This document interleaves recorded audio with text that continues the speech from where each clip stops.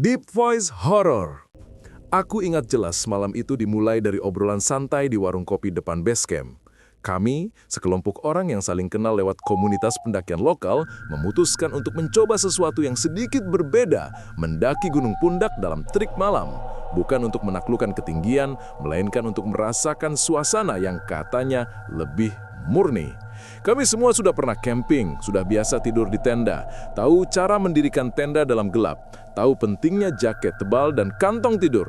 Karena itu, kami tersenyum ringan saat teman yang paling takut gelap itu mengusulkan, "Ya udah, kita coba malam, biar seru." Persiapan kami biasa saja. Ransel diisi peralatan standar, tenda kecil, matras, kompor, air, makanan kering, obat-obatan, senter, headlamp, 2 untuk cadangan. Sebagian kami membawa kamera kecil, ada yang membawa termokopi, ada pula yang sengaja memilih celana tebal karena prediksi dingin. Tidak ada yang membawa cincin bawang putih, tidak ada jimat, tidak ada ritual khusus. Kami semua mentertawakan cerita-cerita mistis tentang gunung yang sering dibesar-besarkan. Dan kami yakin akal sehat cukup untuk menjaga kami selamat. "Kalau udah apa-apa, kita keluar aja," kata salah satu dari kami sambil menepuk ranselnya. Suaranya terdengar meyakinkan, tetapi masih ada getar halus di ujung suaranya. Jenis getar yang baru muncul saat seseorang menahan gugup. Niat kami sederhana, mencoba jalur yang relatif singkat, menikmati malam di pos tengah, kemudian mendirikan tenda dekat puncak kecil untuk melihat matahari terbit. Tidak ada ambisi besar, tidak ada target jam, hanya ingin merasakan keheningan malam, mendengar hutan bernafas.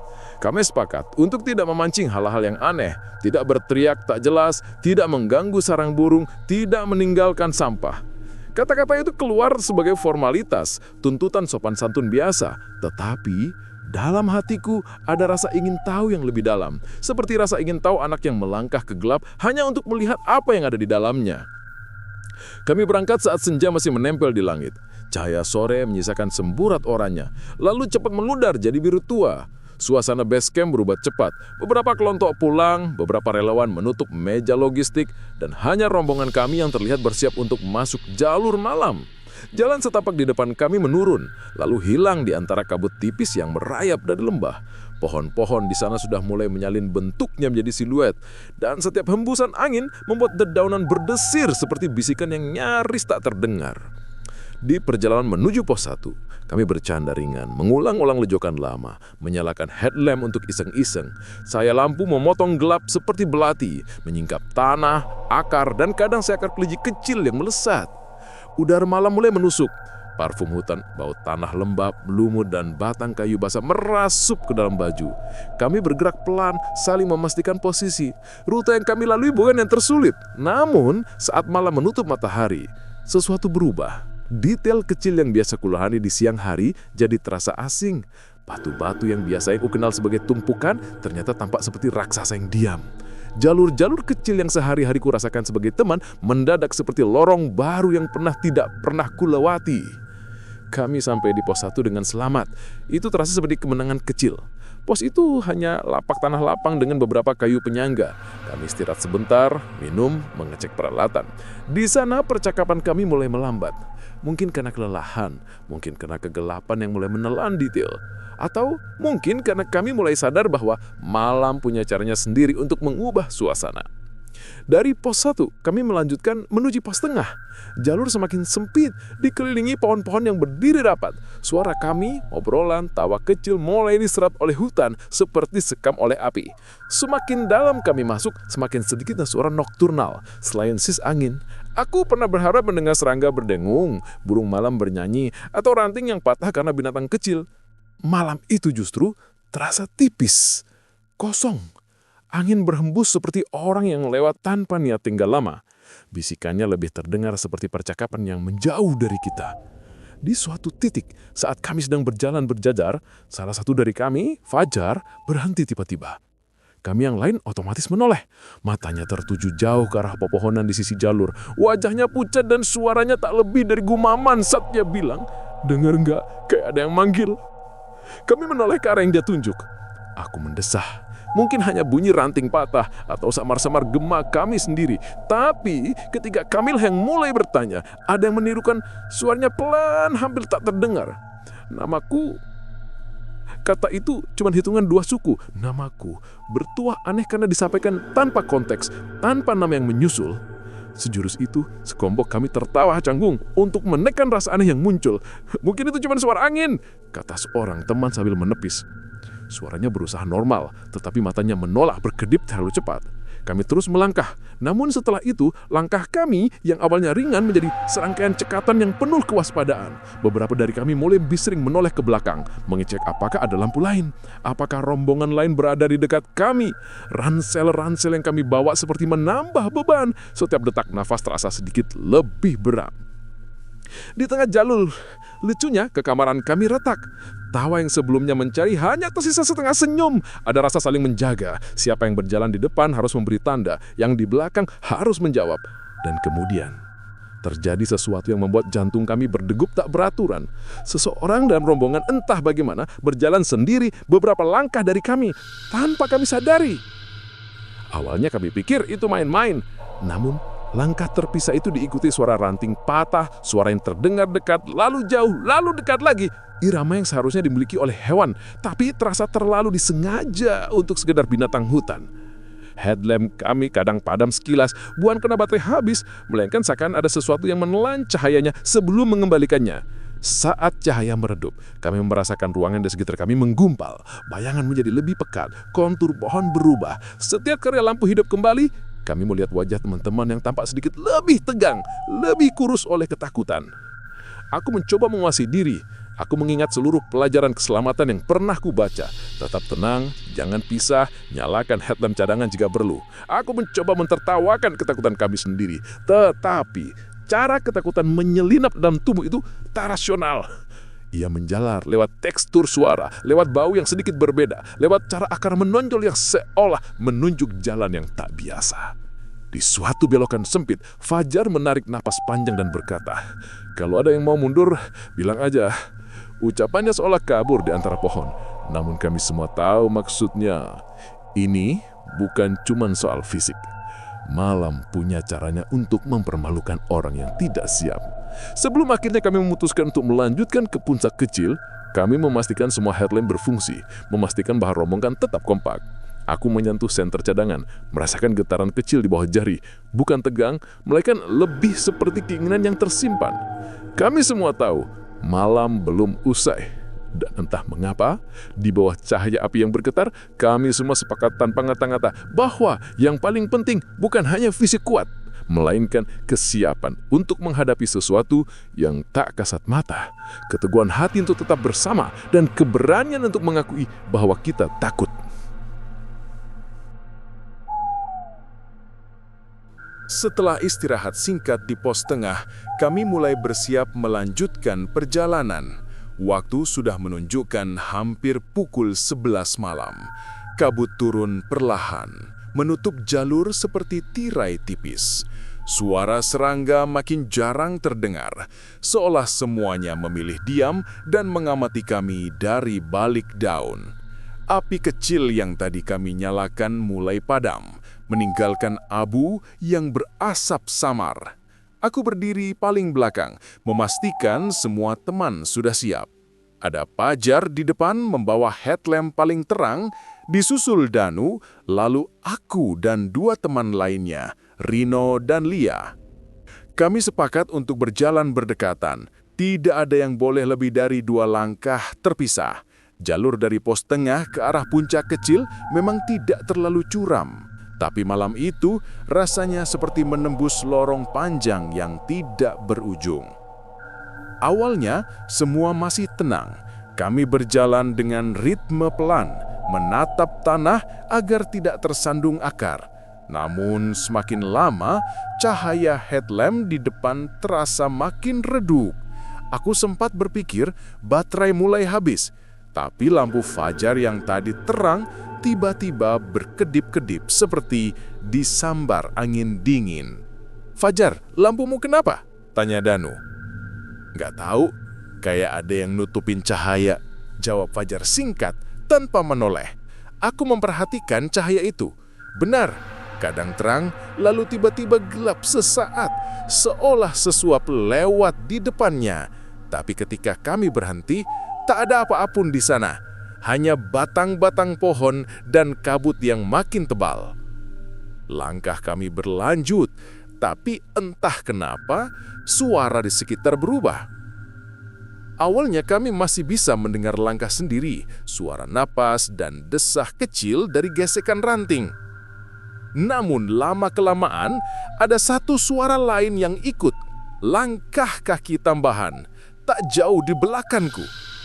Kupikir itu Rino, tapi ketika aku menoleh, Rino justru sudah menempel di belakangku.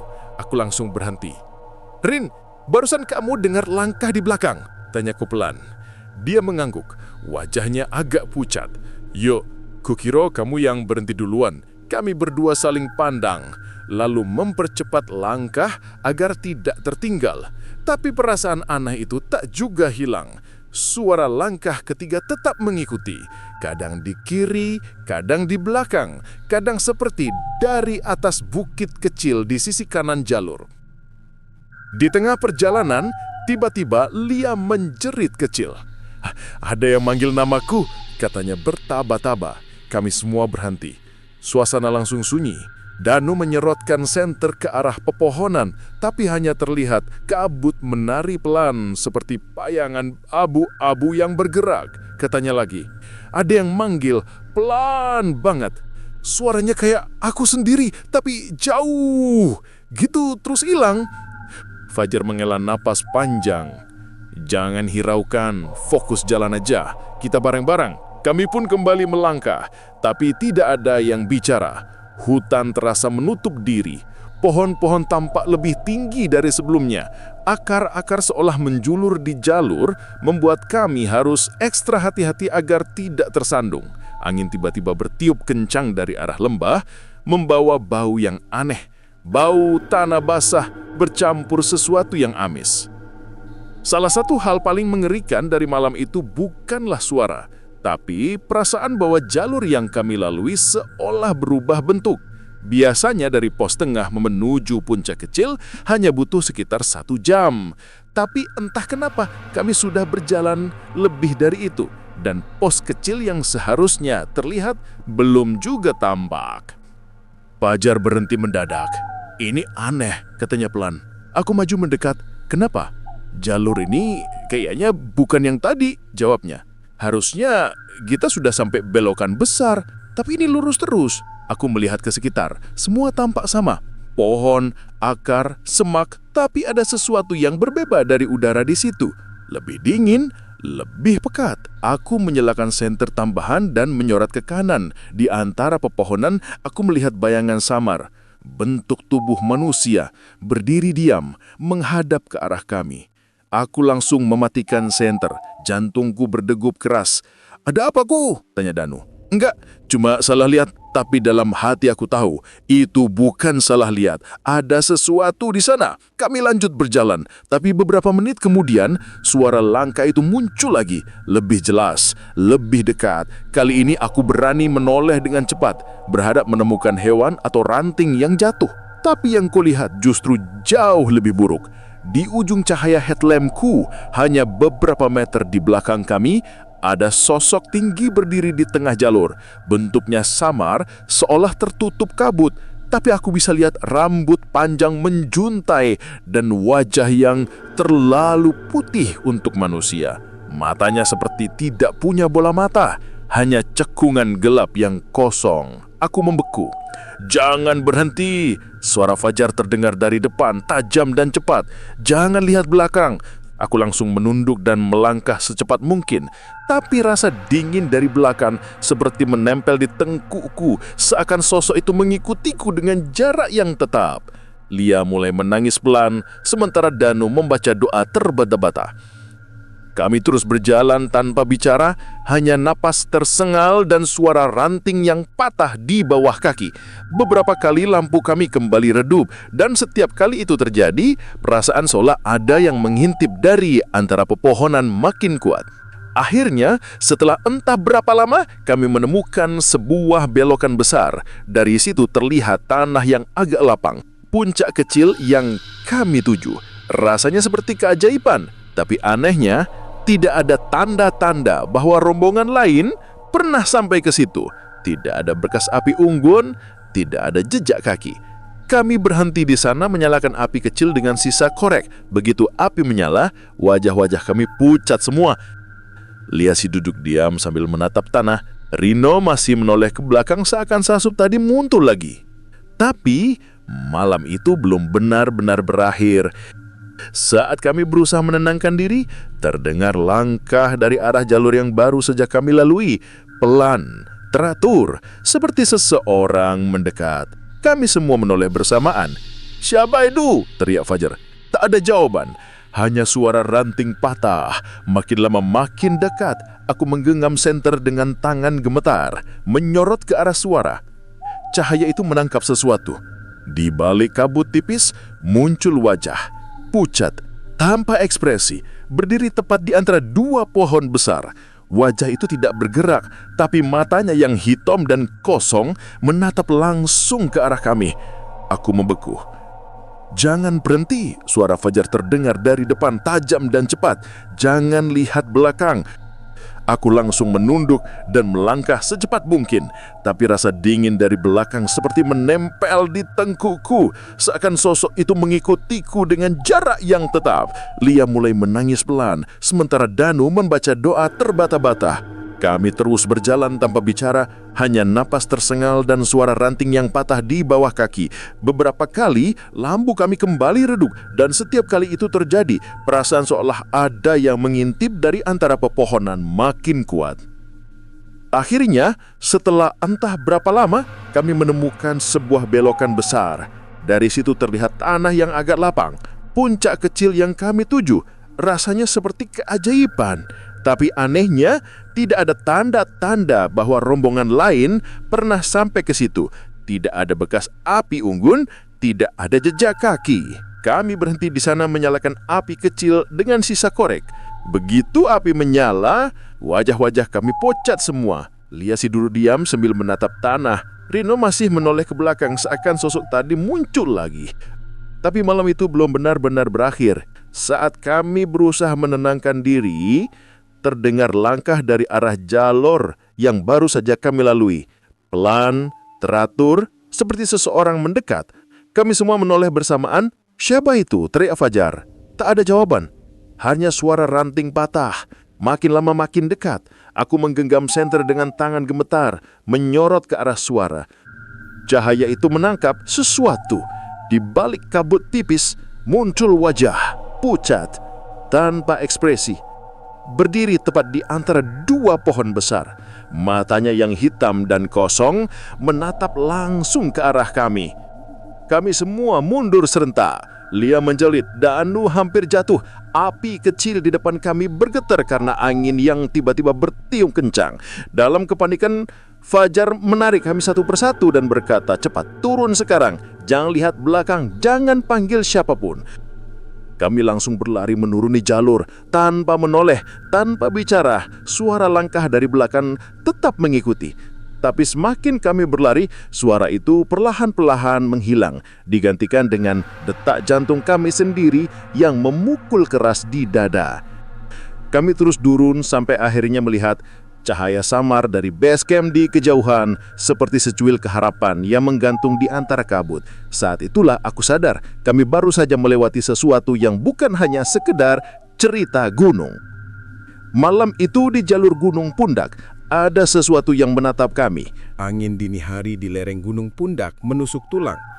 Kami berempat, aku, Fajar, Danu, dan Lia, berjalan terburu-buru menuruni jalur dengan nafas memburu dan langkah tak beraturan. Rino sempat tertinggal di belakang karena sepatunya tersangkut akar. Tapi kami menunggunya hanya beberapa detik sebelum menariknya lagi. Tidak ada yang berani berjalan sendirian malam itu. Setelah kejadian di puncak kecil, sosok pucat yang menatap kami dari balik pohon, tidak ada yang punya tenaga untuk bicara. Semua hanya fokus untuk turun secepat mungkin, seolah jika kami berhenti, bayangan itu akan muncul lagi. Langit masih gelap pekat, tapi ada sedikit warna abu di timur, tanda pagi mulai mendekat. Namun entah kenapa, jalur yang kami lalui terasa berbeda. Aku sudah 2 kali naik gunung ini sebelumnya, dan biasanya dari puncak kecil ke pos tengah tak lebih dari 30 menit. Tapi malam itu kami sudah berjalan lebih dari 1 jam dan pos tengah belum juga terlihat. Fajar, panggilku lirih. Jalannya nggak salah kan? Fajar menoleh sebentar, wajahnya masih tegang. Harusnya sih benar, tapi aku juga mulai bingung. Kok nggak sampai-sampai ya? Kami berhenti sejenak. Kabut menggantung rendah di antara batang-batang pinus, membuat cahaya headlamp memantul aneh seperti sedang menembus asap. Saat itu, aku mendengar sesuatu, pelan, samar, tapi jelas. Suara langkah. Langkah itu datang dari arah depan, bukan dari belakang. Kupikir mungkin pendaki lain, tapi Fajar langsung menggeleng pelan tanpa aku sempat bertanya. Gak mungkin, jam segini gak ada yang naik. Kami semua diam. Langkah itu mendekat, terdengar lebih jelas, seperti seseorang berjalan pelan di atas daun kering. Lalu, tanpa peringatan, suara itu berhenti tepat di depan kami di tengah kabut tebal. "Siapa di sana?" seru Fajar. Tak ada jawaban, tapi dari balik kabut, terlihat siluet samar seseorang berdiri tegak. Sekilas tampak seperti pendaki juga, memakai jaket dan membawa tas di punggung. Kami semua menahan napas. "Mas, ikut rombongan lain ya?" tanya Danu pelan. Sosok itu tidak menjawab, hanya berdiri diam. Cahaya headlamp kami menyorot tubuhnya, tapi anehnya, wajahnya seperti tidak memantulkan cahaya sama sekali, hanya gelap, seolah tidak punya muka. Lia mulai menangis. "Udah, ayo turun aja," bisiknya. Fajar maju 1 langkah untuk melihat lebih jelas. Tapi seketika sosok itu bergerak, bukan berjalan, tapi meluncur cepat ke samping dan lenyap di balik pohon. Tidak ada suara langkah, tidak ada daun yang bergeser, hanya hilang. Kami semua lari, tidak peduli arah, yang penting menjauh dari tempat itu. Namun semakin kami berlari, semakin jalur ini terasa berbeda. Belokan yang biasanya ku kenal berubah jadi jalan lurus panjang. Pohon-pohon tampak mirip satu sama lain, seperti sedang berulang. Aku mulai kehilangan orientasi. "Ini bukan jalur yang tadi," teriakku. Fajar berhenti sejenak, menatap tanah. Aku juga ngerasa gitu, jalannya kayak muter di tempat. Lalu, suara lain terdengar lagi dari belakang.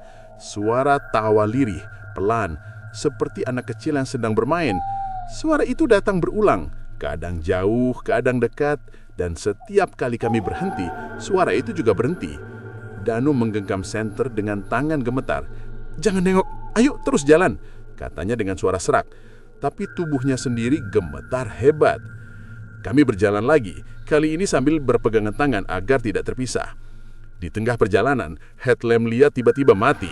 Dia menjerit panik, dan dalam kegelapan itu, aku merasa ada sesuatu yang bergerak di samping kami. Seperti seseorang berjalan paralel di antara pepohonan. Nafas dingin terasa di telingaku, dekat sekali, dan sebuah bisikan menyentuh kulitku. "Kenapa buru-buru turun?" Aku langsung menoleh refleks, tapi yang kulihat hanya kegelapan. Tidak ada siapapun.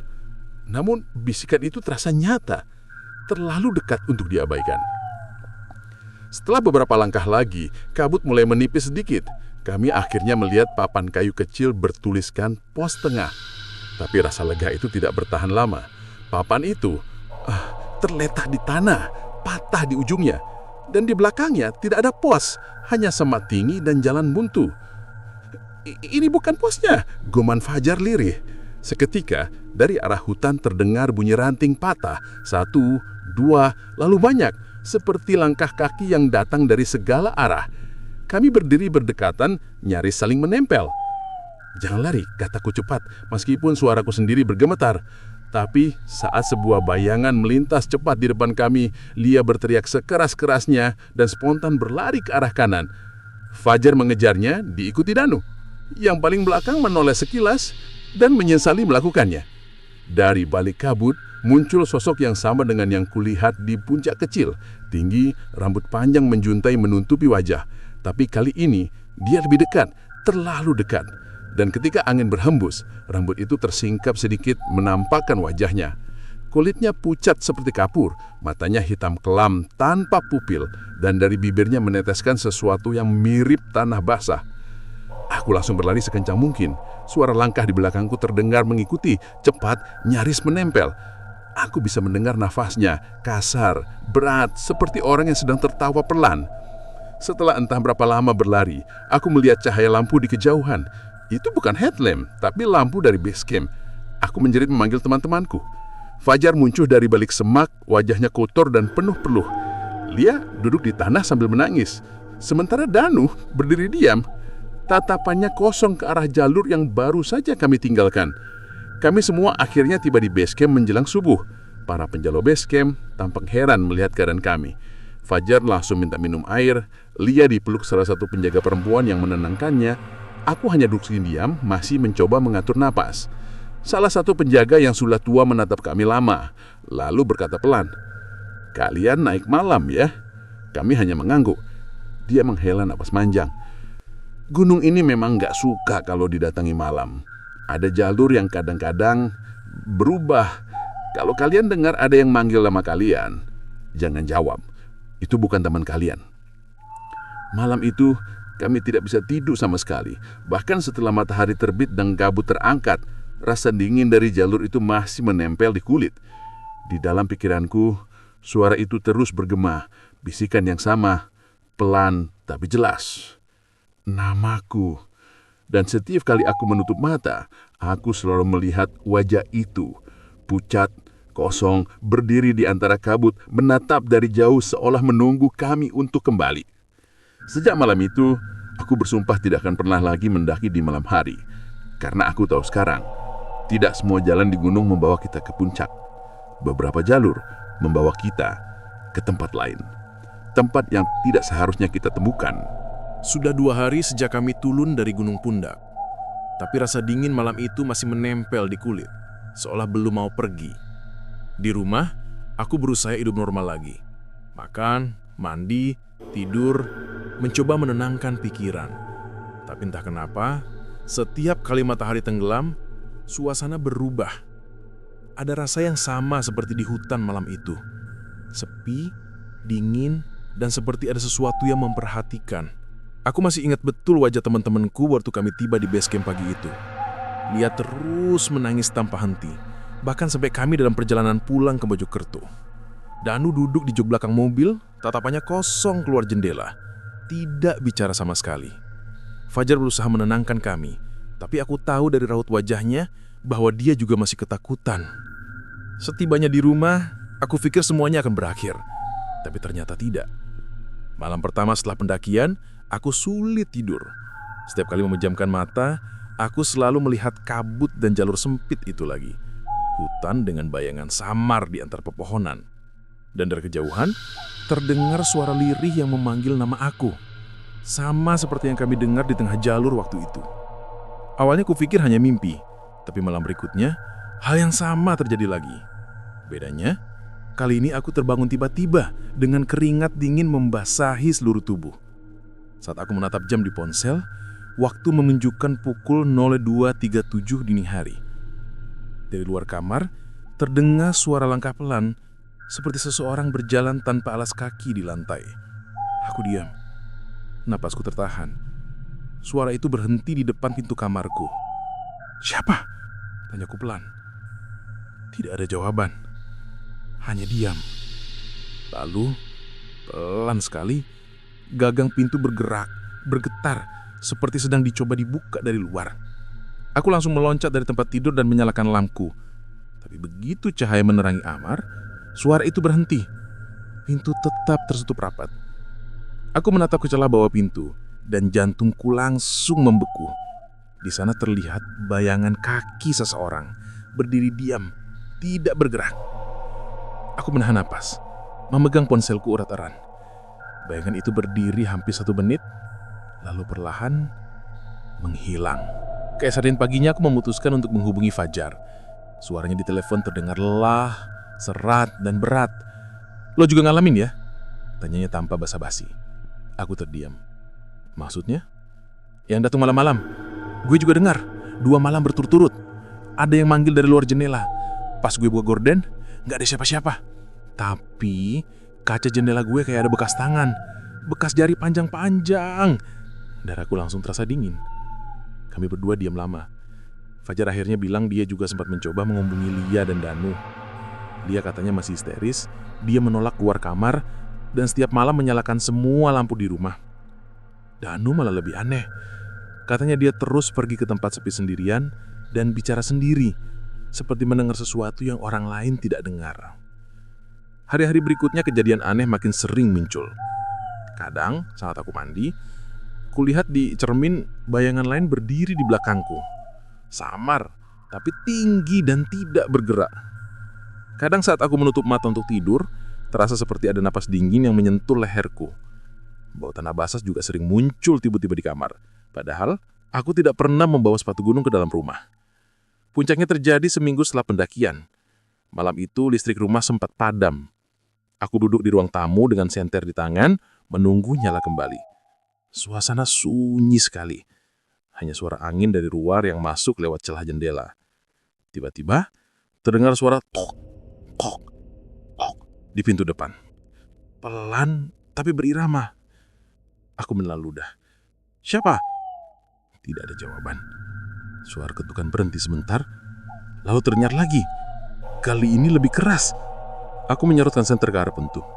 Dari balik cahaya, aku bisa melihat bayangan seorang berdiri di luar, persis di depan pintu. Siluetnya tanggi, rambutnya panjang menjuntai ke bawah. Aku langsung mundur beberapa langkah. Ketukan itu berubah menjadi gesekan, seperti kuku menggaruk kayu pelan. Suaranya membuat bulu kuduk berdiri. Aku ingin berlari, tapi kaki terasa berat. Lalu perlahan, terdengar suara dari balik pintu. Suara perempuan berbisik. Kamu belum pamit. Suaranya datar, tenang, tapi dingin dan berat seperti keluar dari dalam tanah. Aku langsung menutup telinga, berlari ke kamar dan menutup pintu rapat-rapat. Aku tidak tahu berapa lama aku duduk di pojok kamar, tapi ketika listrik menyala kembali, semua suara itu sudah hilang. Paginya aku langsung pergi ke rumah Fajar. Saat aku tiba, rumahnya ramai. Banyak orang berkumpul. Fajar duduk di teras, wajahnya pucat, matanya cekung, dan di tangannya ada cangkir teh yang sudah dingin. Gue nggak bisa tidur. Tiap malam, ada yang berdiri di halaman. Kadang cuma liatin, kadang manggil. Suaranya, suara Lia. Aku terkejut. Lia? Dia angguk. Padahal gue udah ke rumahnya semalam. Dia katanya juga dengar suara gue dari luar kamarnya. Tapi gue nggak kesana, gue di rumah. Seketika, bulu kuduk beremang. Berarti ada sesuatu yang menirukan kami. Kami akhirnya memutuskan untuk pergi ke rumah orang tua Lia dan bicara tiga. Saat kami sampai di sana, Ibu Lia bilang anaknya sedang demam tinggi dan tidak berhenti mengigau sejak tadi malam. Kami masuk ke kamarnya, dan benar saja. Lia berbaring dengan wajah pucat, matanya tertutup, tapi bibirnya bergerak pelan, seolah berbicara dengan seseorang. Kami mendekat, mencoba mendengar. Dan kalimat yang keluar dari mulutnya membuat darah kami berdesir dingin. Dia belum balik ke hutan. Dia belum tenang.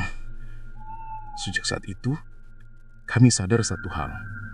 Mungkin malam itu, di Gunung Pundak, kami tidak hanya melihat sesuatu.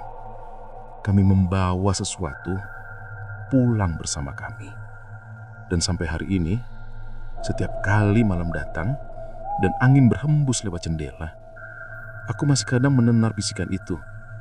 Suara yang sama, pelan, serak, seperti berasal dari balik daun dan kabut. Nama aku. Bisikan yang mengingatkan bahwa ada sesuatu dari gunung yang belum selesai. Sesuatu yang masih mencari. Entah apa. Atau mungkin siapa? Sudah lebih dari 2 minggu sejak pendakian ke Gunung Pundak. Tapi hidupku tidak pernah benar-benar kembali normal. Tubuhku masih di rumah, tapi pikiranku seperti tertinggal di sana, di tengah kabut dan pepohonan yang berbisik. Setiap malam, mimpi yang sama terus datang. Aku berada di jalur hutan itu lagi. Gelap, dingin, dan sunyi. Tapi kali ini, aku sendirian. Tidak ada Fajar, tidak ada Lia, tidak ada Danu. Hanya aku kabut, dan suara yang memanggil pelan. Nama aku. Begitu aku menoleh, mimpi itu selalu berhenti di titik yang sama. Saat bayangan tinggi dengan rambut panjang itu muncul dari balik pohon, aku selalu terbangun dengan keringat dingin dan napas berat, seolah baru berlari jauh. Aku sempat mencoba pergi ke tempat ibadah, memohon agar mimpi itu berhenti. Tapi entah kenapa, semakin aku berdoa, bayangan itu semakin jelas. Seolah sesuatu di sana ingin aku mengingatnya. Sampai akhirnya malam itu tiba. Malam yang menjadi akhir dari semuanya. Hari itu, Fajar menelponku dengan suara terbata-bata. Danu hilang. Aku langsung terdiam. Hilang? Maksudnya?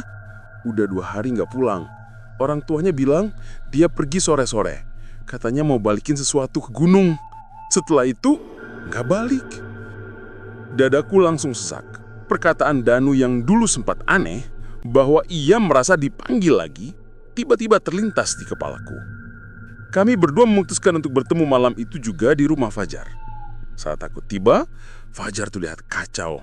Matanya merah, wajahnya pucat, dan di meja ruang tamu ada foto kami berlima waktu di base camp, diambil sebelum naik gunung. Tapi anehnya, aku merasa foto itu sedikit berbeda. Aku menunjuknya pelan. Jar, lo masih ingat foto ini kan?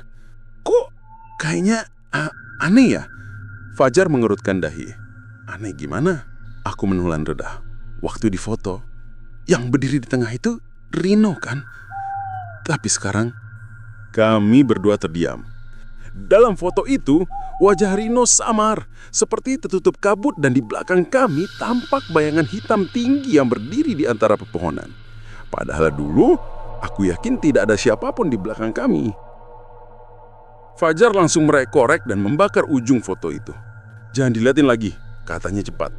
Tapi aku tahu dari sorot matanya, dia juga melihat apa yang aku lihat. Malam itu, kami berdua sepakat untuk mencari Danu keesokan harinya. Tapi aku tidak sempat menunggu sampai pagi. Sekitar pukul 1 dini hari, aku terbangun karena mendengar sesuatu di luar jendela kamarku. Bunyi itu pelan, seperti seorang sedang menyeret kaki di halaman rumah. Aku membuka gorden sedikit. Di luar gelap, tapi aku bisa melihat sosok seseorang berdiri di bawah pohon jambu di depan rumah. Siluetnya tinggi, bahunya miring ke satu sisi, dan rambutnya menutupi wajah. Aku pikir itu halusinasiku lagi, tapi kemudian sosok itu bergerak. Perlahan, ia mengenadahkan kepala, menatap ke arahku. Dan yang kulihat membuat tubuhku kaku. Itu Danu. Tapi wajahnya pucat, matanya kosong, dan di lehernya ada bekas goresan panjang seperti cakaran. Bibirnya terbuka sedikit, dan dari mulutnya keluar suara berat dan basah. Balikin diaku, dia marah. Aku mundur dengan gemetar. Sosok itu mulai berjalan ke arah pintu, malah angkahnya pelan tapi pasti. Aku bisa mendengar suara sendalnya menyeret lantai depan rumah. Pintu rumahku bergetar keras. Dug, dug, dug. Aku hampir tidak bisa bernapas. Danu, suaraku serak. Tapi yang menjawab bukan suara manusia. Dari balik pintu terdengar bisikan lain, suara yang sama dari gunung itu, yang dulu memanggil di antara pepohonan. Kalian datang malam tanpa izin. Pintu itu bergetar semakin keras. Aku berlari ke kamar belakang, mengambil kunci motor, dan tanpa berpikir panjang, aku keluar lewat pintu dapur dan berlari ke jalan. Dari kejauhan aku masih bisa mendengar ketukan pintu itu terus terjadi. Aku menginap di rumah Fajar malam itu. Dia menatapku dengan mata lelah ketika aku beritahu apa yang aku lihat. Tapi sebelum aku selesai berbicara, ponselnya bergetar. Panggilan dari nomor tak dikenal. Fajar mengangkat dengan tangan gemetar. Halo, dari speaker ponselnya terdengar suara serak, pelan dan parau. Nama aku. Kami berdua langsung melempar ponsel itu ke lantai. Layar ponsel menyala sesaat dan di situ muncul foto jalur pendakian kami. Tapi kali ini tampak 5 sosok berdiri di sana. Padahal kami cuma berempat yang masih hidup. Pagi harinya, berita tentang Danu muncul di media lokal. Maite ditemukan di dekat jalur awal Gunung Pundat dalam kondisi mengenaskan. Di tangannya tergenggam pecahan cermin kecil dan potongan kain merah yang basah tanah. Tidak ada yang tahu kenapa dia bisa sampai di sana sendirian malam-malam. Fajar pingsan saat membaca berita itu. Dia dibawa ke rumah sakit karena syok. Dan aku hanya bisa duduk diam di kamar, menatap ke arah jendela, berharap semua ini berhenti. Tapi malam berikutnya, suara itu datang lagi. Bukan dari luar jendela, bukan dari pintu, dari dalam kamarku. Kamu sudah lihat jalannya, sekarang giliranmu kembali. Lampu kamar berkedip hantar lalu mati total. Aku mencoba berteriak tapi suaraku tercekak. Dan di cermin di depan tempat tidur, perlahan muncul bayangan. Tubuh tinggi dengan rambut panjang menatapku dengan mata hitam kosong. Dari mulutnya terdengar bisikan yang sudah terlalu sering ku dengar. Nama aku. Aku menutup mata sekuat-kuatnya menahan air mata. Berharap saat ku buka nanti semuanya hilang. Tapi saat ku buka kembali, cermin itu kosong. Hanya memantulkan wajahku sendiri yang pucat dan ketakutan. Tapi di balik mantolan itu, samar-samar kulihat sesuatu bergerak. Bayangan lain berdiri tepat di belakangku. Dan saat itu, aku akhirnya sadar bahwa kami memang berhasil turun dari gunung malam itu. Tapi tidak semuanya benar-benar pulang. Sudah sebulan berlalu sejak kejadian itu. Gunung Pundak kini seperti nama terlarang di antara kami yang masih hidup. Fajar jarang keluar rumah. Lia masih dirawat di rumah sakit karena traumanya belum pulih. Dan aku masih dihantui bayangan malam. Meski aku berusaha menepisnya, setiap kali matahari terbenam, perasaan aneh itu kembali. Kadang samar-samar aku mencium bau tanah basah dan lumut, seperti aroma di hutan saat kami naik dulu. Kadang aku mendengar langkah kaki di lorong rumah, pelan dan berat, seolah seseorang sedang berjalan tanpa tujuan. Namun malam itu, sesuatu yang berbeda terjadi. Sesuatu yang akhirnya membuatku sadar kalau semua ini belum selesai. Pukul 10 malam, aku sedang duduk di ruang tamu sambil menatap televisi yang nyaris tanpa suara. Rumah terasa sunyi sekali. Angin malam mengalir masuk lewat jendela membawa dingin yang menusuk tulang. Aku mencoba tidak memikirkan apapun, tapi tiba-tiba televisi padam begitu saja. Layar gelap, dan di tengah keheningan itu terdengar ketukan halus di pintu depan. Tok, tok, tok. Aku menahan nafas, tubuhku langsung tegang. Ketukan itu terdengar 3 kali, berhenti, lalu terdengar lagi. Ritmenya pelan tapi teratur, seolah seseorang tahu aku sedang mendengarnya. "Siapa?" tanya kulirih. Tak ada jawaban.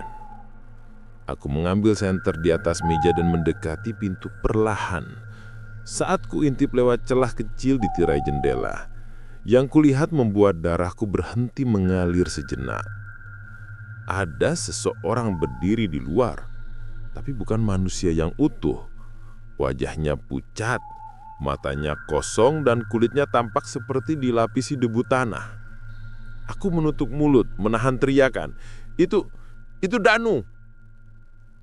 Dia berdiri di sana tanpa ekspresi, menatap ke arah pintu rumahku. Di tangannya aku bisa melihat sesuatu, seperti potongan kain merah, kotor dan basah, sama seperti yang ditemukan bersamanya saat jasadnya dievakuasi. Aku mundur perlahan, tapi sebelum aku sempat menjauh, pintu itu terbuka pelan dengan bunyi berderit panjang. Padahal kuncinya masih terpasang. Udara dingin langsung menyeruak masuk. Dari luar terdengar suara berat dan parau seperti 2 suara yang tumpang tindih. "Balikin dia! Balikin dia!" Aku jatuh ke lantai, senterku terlempar. Cahaya senter berputar-putar di lantai, menyorot dinding dan menampakkan bayangan panjang yang perlahan bergerak masuk ke dalam rumah. Aku berlari ke kamar, menutup pintu dan menahan nafas di balik meja. Tapi suara langkah itu tetap terdengar, pelan, berat, menyeret. Dari celah bawah pintu, aku bisa melihat bayangan kaki yang berhenti tepat di depanku. Lalu dari arah belakangku, terdengar suara lain. Bukan langkah, tapi bisikan. Suara perempuan, lembut, tapi dingin. "Kamu belum pamit." Aku menoleh spontan, dan di sudut kamar, di antara gelap, aku melihat sosok lain berdiri. Rambut panjang menutupi wajahnya, tubuhnya membungkuk sedikit, seperti sedang memperhatikan. Suara napasku terputus.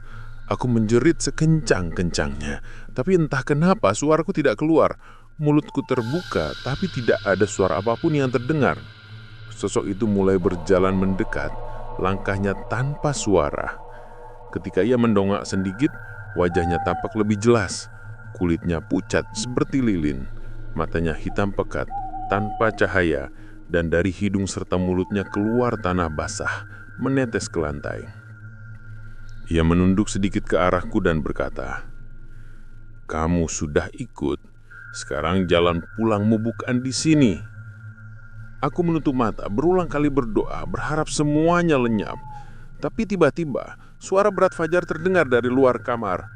"Ku, buka pintunya." Aku langsung berdiri, membuka pintu dengan cepat. Tapi ketika pintu terbuka, tidak ada siapapun. Lorong rumah kosong, tidak ada Fajar, tidak ada siapapun. Namun anehnya, dari arah luar terdengar suara langkah banyak orang, seperti sekelompok orang sedang berjalan pelan.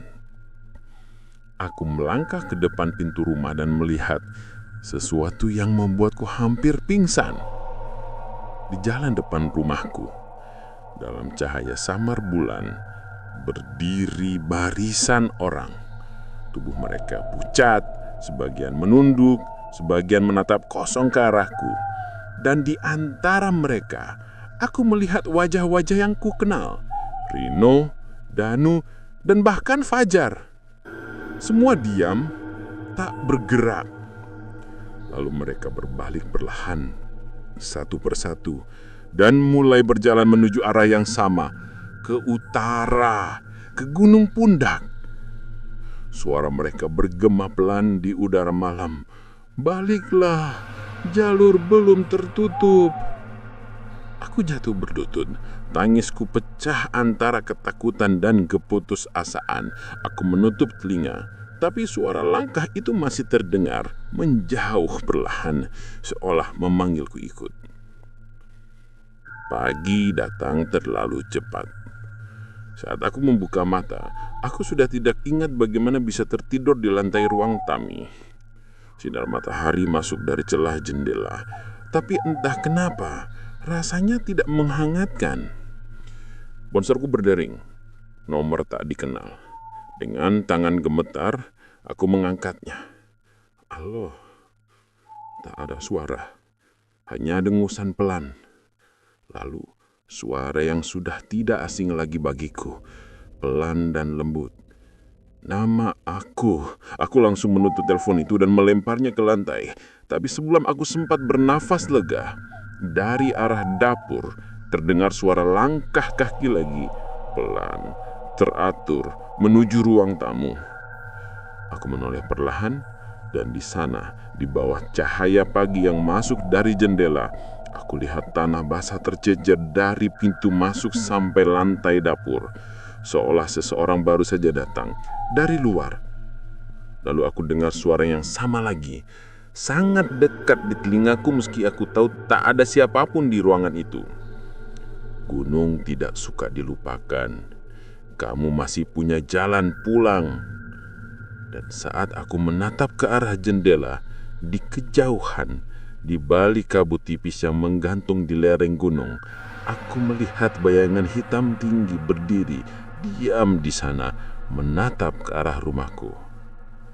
Aku menutup mata erat-erat, berharap semua ini hanya mimpi, tapi bau tanah basah dan suara langkah itu masih ada.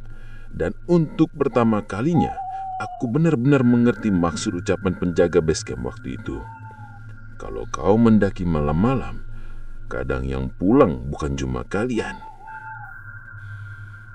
Gunung Pundak tetap diam, tapi jalannya tidak pernah benar-benar tertutup. Sudah 3 bulan berlalu sejak malam-malam mengerikan itu. Tapi tidak ada hari yang benar-benar terasa seperti setelah. Setiap pagi seperti bayangan dari malam sebelumnya. Dingin, sepi, dan penuh rasa was-was. Aku sudah mencoba segalanya. Pindah rumah, ganti nomor, bahkan membakar beberapa barang dari pendakian dulu.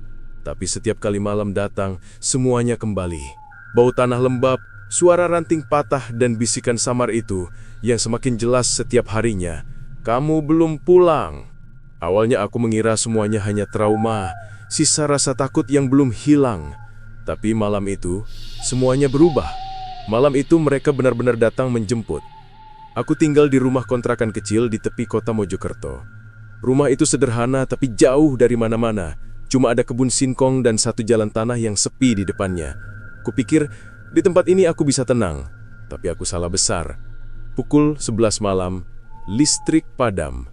Lampu mati begitu saja meninggalkan gelap yang nyaris pekat. Aku menyalakan lilin di ruang tengah dan duduk sambil menatap nyalanya yang bergetar. Lalu terdengar ketukan halus di dinding. Pelan, teratur, tok, tok, tok. Aku mendekat, menempelkan telinga ke dinding. Dari sisi lain, terdengar bisikan pelan tapi jelas. Kita kedinginan di sini. Aku mundur perlahan, jantungku berdetak kencang. Lilin di tanganku berkedip dan hampir padam. Aku berusaha menenangkan diri, tapi kemudian terdengar ketukan lain. Kali ini dari arah atap. Suara langkah menyeret perlahan, seolah seseorang sedang berjalan di atas genteng rumahku. Aku berlari ke kamar, mengunci pintu dan bersembunyi di bawah meja. Tapi di luar kamar, sesuatu mulai berubah. Suara-suara itu mulai banyak, bukan satu, bukan dua, puluhan. Ada yang tertawa pelan, ada yang berbisik, ada yang seperti sedang menangis. Dan di antara semua itu, suara yang paling aku kenal muncul, jelas dan memanggil, "Ku, ayo balik." Itu suara Fajar, suara yang sudah aku kenal sejak SMA. Aku menggigil, gak mungkin, gumamku. Tapi kemudian terdengar lagi, kali ini lebih dekat, seperti tepat di depan pintu kamar. Udah ditunggu di jalur tengah. Pintu kamar bergetar keras, seperti seseorang mencoba membukanya dari luar. Aku berteriak minta tolong, tapi tidak ada yang datang. Rumah itu sepi. Suara ketukan semakin keras, semakin kuat, hingga tiba-tiba pintu terbuka sendiri dan angin dingin menyapu masuk. Di ambang pintu, aku melihat siluet 3 orang berdiri, Rino, Fajar, dan Danu. Wajah mereka pucat seperti tanah, matanya hitam, dan tubuh mereka berbalut kabut tipis seperti asap. Fajar melangkah mendekat, dan meski aku ingin kabur, tubuhku tidak bisa bergerak. Ia menatapku dengan mata kosong lalu berkata pelan, "Kamu ketinggalan 1 langkahku." Lalu Rino menambahkan dengan suara berak dan serak, "Gunung gak suka kalau ada yang ninggalin." Mereka bertiga mendekat bersamaan dan di belakang mereka tampak bayangan lain. Tinggi, kurus, dengan rambut panjang menyapu lantai. Sosok itu diam, tapi udara di sekitarnya langsung membeku. Aku bisa mencium bau anyir tanah dan kemenyan. Sosok tinggi itu mengangkat tangannya perlahan, menunjuk ke arahku. Sekejap, pandanganku kabur. Rumah di sekelilingku hilang, digantikan dengan gelap dan kabut tebal. Aku berdiri di tanah berlumut dan di depan mataku, jalan setapak itu muncul lagi, jalur Gunung Pundak. Aku berlari, entah kemana aku hanya ingin pergi dari situ. Tapi setiap langkah yang aku ambil, kabut semakin tebal. Di antara kabut, aku bisa melihat bayangan banyak orang berjalan perlahan. Wajah mereka kosong, tubuh mereka membungkuk seperti rombongan pendaki yang tak pernah sampai puncak. Salah seorang dari mereka menoleh ke arahku. Kulitnya kering, bibirnya sobek, dan dari matanya mengalir tanah basah. Ia membuka mulutnya, mengucapkan sesuatu yang membuat darahku kedingin. Kami semua dulu juga cuma mau mendaki sebentar. Aku menghimbang mundur, langkahku tersandung akar, dan aku jatuh. Saat aku menatap ke atas, sosok tinggi berambut panjang itu berdiri tepat di depan wajahku. Matanya hitam penuh tanpa bola mata, dan suaranya menggema di kepalaku. Jalur ini bukan untuk yang menantang malam. Kamu sudah memanggil kami dengan langkahmu sendiri. Aku jerit, tapi tidak ada suara yang keluar. Dunia di sekelilingku mulai retak seperti kaca yang pecah. Sosok-sosok di sekelilingku mulai memudar satu persatu. Pajar, Danu, Rino, semuanya lenyap dalam kabut, meninggalkan hanya satu suara. Sekarang kamu tahu kan, gunung gak seneng didatengin tanpa izin. Gelap menelan semuanya. Ketika aku sadar, aku terbaring di tanah. Mataku terasa berat dan cahaya pagi menyilaukan pandangan. Aku berada dekat base camp Gunung Pundak. Tubuhku penuh tanah dan luka-luka kecil. Orang-orang sekitar bilang mereka menemukanku berjalan sendirian dari arah jalur tengah saat subuh, tanpa alas kaki, bicara sendiri. Sudah 2 hari aku hilang. Sejak itu, aku tidak pernah bisa tidur nyenyak lagi. Kadang saat malam, aku mendengar suara langkah di luar jendela. Kadang di cermin, aku melihat siluet seseorang berdiri di belakangku. Dan setiap kali aku menatap ke arah gunung dari kejauhan, aku bisa bersumpah, aku melihat 3 sosok berdiri di jalur tengah menatap ke arah bawah, seolah sedang memastikan seseorang tidak lagi melanggar batas. Mungkin aku memang kembali, tapi aku tahu sebagian dari diriku tertinggal di sana. Mereka bilang Gunung Pundak itu kecil, hanya 2 jam pendakian. Tapi malam itu aku belajar satu hal yang tak akan kulupakan seumur hidup. Gunung bukan tempat untuk menantang. Gunung adalah tempat yang hidup, dan setiap langkah di jalurnya adalah janji yang harus kau tepati. Dan sampai di hari ini, setiap kali aku melewati jalur yang mengarah ke hutan atau mendengar suara angin berdesir pelan, aku masih mendengar bisikan yang sama. Kamu sudah pulang, tapi kapan